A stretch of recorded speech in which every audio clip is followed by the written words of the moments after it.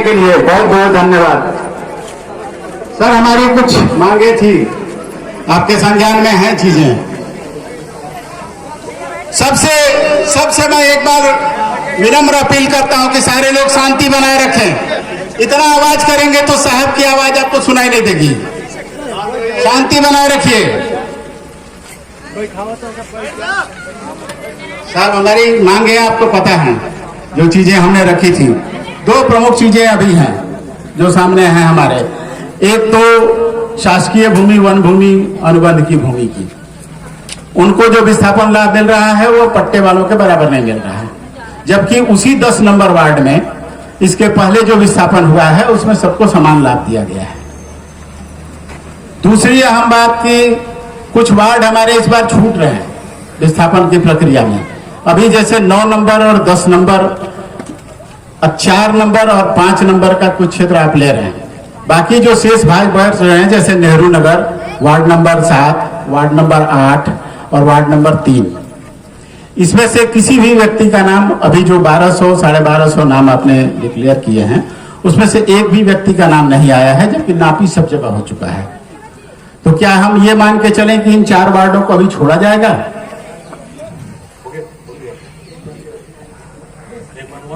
नहीं सर, धन्यवाद। एक चीज इस मंच से हम बताना चाहेंगे आप सभी को, आप सभी एनसीएल के अंग हैं। किसी के साथ कोई भेदभाव नहीं हो रहा है, न होगा आगे। ये आश्वासन भी है और आप इसको मान के भी चले। जो भी बात होगा सबके सामने होता है, ट्रांसपेरेंट वे में होता है, पारदर्शिता के साथ होती है। इनफैक्ट इसमें हम लोगों को प्रशासन से भी बहुत सहयोग मिला, आप भी थे उसमें। डीएम साहब ने बहुत बार समय दिया है, 3 बार 4 बार हम लोगों ने बैठकें की हैं, आप आए हैं। एक बात मूलभूत आप लोग को, हम लोग को समझना होगा कि जो चीज जिलाधिकारी के नेतृत्व में, अध्यक्षता में तय कर चुका गया है, वो यहाँ हम लोग बैठ के नहीं कर पाएंगे। आप लोग से निवेदन है कि अगर आप कुछ करना चाहते हैं तो एक बार महोदय से रिक्वेस्ट करें।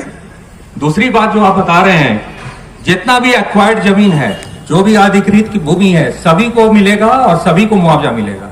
ये प्रक्रिया है, प्रोसेस है।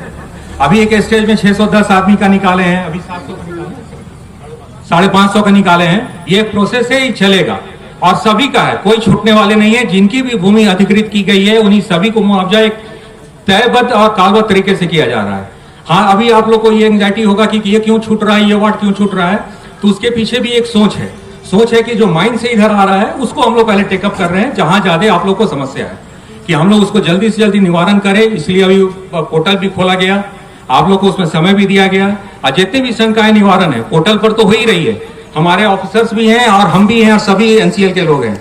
आपका एक एक बात सुनने के लिए हमेशा तैयार है और आप लोग आते भी हैं, हम लोग बात भी सुनते हैं।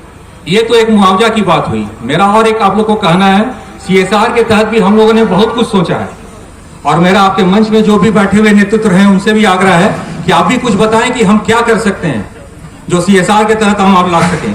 कुछ ऐसा हम स्किल वाला डेवलपमेंट का खोल सकें, कहीं आप लोग के बच्चों को ट्रेनिंग में भेज सकें, अच्छे जगह पर, दिखावा के लिए नहीं, महिलाओं के लिए क्या कर सकते हैं ये बताएं। ये दूसरे ढंग से हम आप लोगों को कुछ और देने की कोशिश करेंगे जो आपको बाद में हमेशा रेगुलर एम्प्लॉयमेंट और रेगुलर इनकम का एक जरिया भी बनेगा।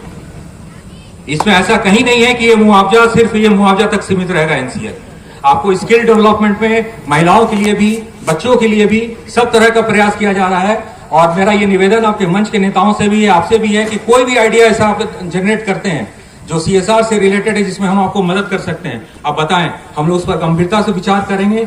2-3 आइडिया हम लोग के पास भी है, आप लोगों में से कोई आए, हम लोग उनको बताएंगे, उसको बताएंगे कैसे इंप्लीमेंट करना है। सोच है, इस सोच में 2-3 आइडिया आप लोग भी दें और निश्चिंत रहे, किसी के साथ कोई भेदभाव नहीं होगा। धन्यवाद।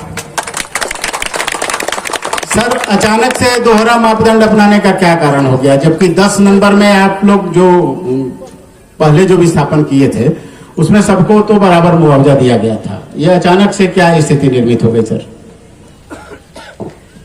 देखिए, इसमें हम पहले भी आपको बताए हैं, ये अध्यक्ष जिलाधिकारी के महोदय के नेतृत्व में हुआ है, उनकी अध्यक्षता में हुआ है।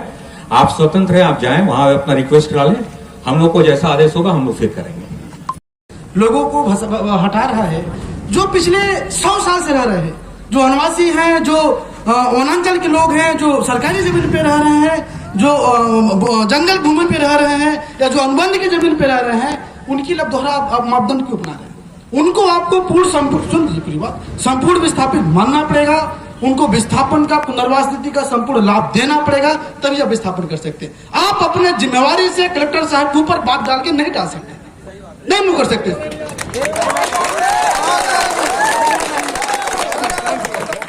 देखिए ऐसा है ना कि यहाँ से मंच से बहुत नहीं बोला जा सकता है। सबकी एक प्रक्रिया होती है जो हम आपको समझाने की कोशिश किए हैं।